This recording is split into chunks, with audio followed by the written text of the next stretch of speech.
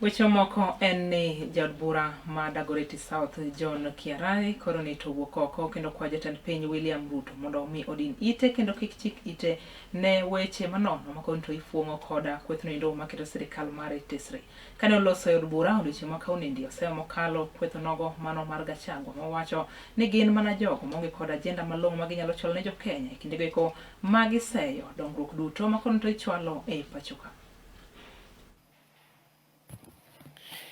Bi Spika, na ningependa nimpongeze sana Mheshimiwa Roweida wa kutoka kule Lamu kwa kuwa jambo kama hili ambalo analisema ni jambo ambalo linahusu Wakenya wote, kwamba kunayo maeneo ya nchi hii ambayo yameweza kufanikiwa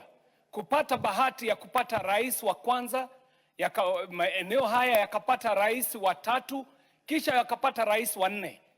Lakini kelele hiyo ambayo Mheshimiwa Roweida anasema, ningependa nimjulishe kwamba ni kelele ambayo inajulikana kama kelele ya chura, ambayo haiwezi ikamzuia ng'ombe kunywa maji. Kwamba hata kwenye maeneo hayo ambayo anayoyataja, wananchi wa maeneo haya wanaweza kujionea maendeleo ambayo hatujawahi kuyaona tangu nchi ya Kenya iwe huru, tangu dunia ilipoumbwa, Mheshimiwa Spika. Kwamba hata wale ambao wanatajwa na Mheshimiwa Roweida wanashangaa kwamba mabarabara kama yale ya Mau Mau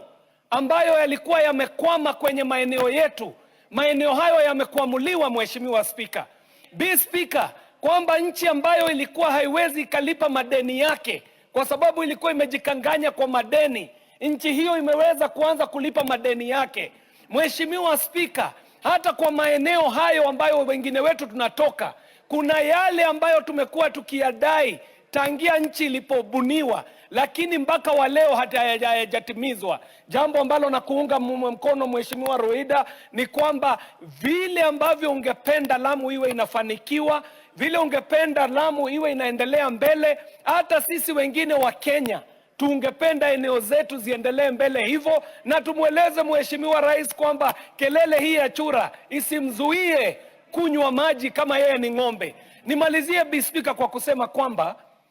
viongozi wa nchi lazima wataheshimu itikadi na mila zetu, kwamba ikijia masuala kama mambo ya mazishi, Mheshimiwa Spika, mazishi ni sisi kwenda kuomboleza na jamii ambazo zinaomboleza, wala sisi tukiwa wanasiasa hatuwezi tukabadilisha kwamba mazishi yawe ni jukwaa la kisiasa. Ningependa niseme kwamba ni aibu kubwa tumeiona leo, ambapo tulikuwa tunamsindikiza ndugu yetu ambaye ni mheshimiwa